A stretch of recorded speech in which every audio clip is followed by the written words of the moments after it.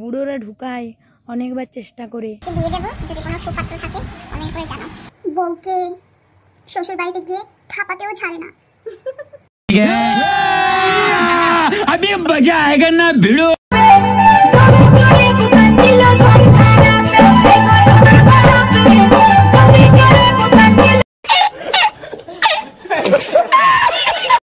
তো গাইস, দুর্গাপুজো আর জামাই ষষ্ঠীর ভিতরে কিন্তু অনেকটাই মিল আছে।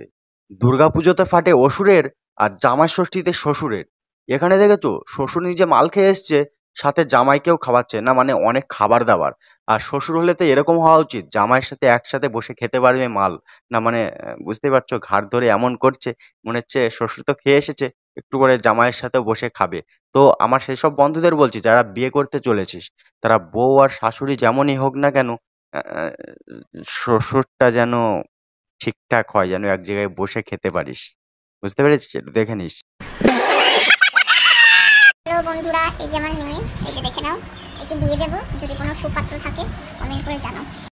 তো গাইজ, এরাই তো হচ্ছে ইনস্টাগ্রামের নাম্বার ওয়ান ইনফ্লুয়েন্সার।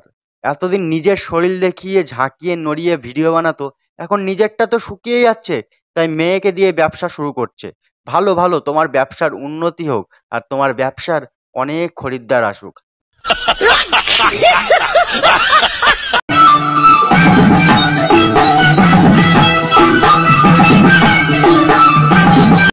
চিনতে পেরেছো? এ হচ্ছে সেই 8 পাস চাওয়ালা, আবার নিজেকে গ্র্যাজুয়েট দাবি করে।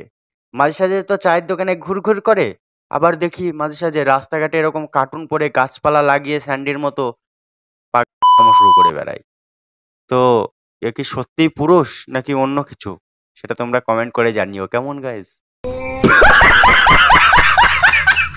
গাইস, আজকে কিন্তু আমরা খাবো ফেদা রাইস। কি কি কি কি ফেদা রাইস না কি বললো? ফেদা রাইস, আরেকবার শুনি।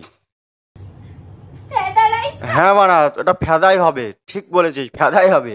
এই ফেদার মতো ভিডিও বানিয়ে বানিয়ে তোদের মুখে তো ফেদা গুঁজে গেছে। ফেদা ছাড়া তোরা আর কি খাবি বল? ওই ফেদা খেয়েই থাক।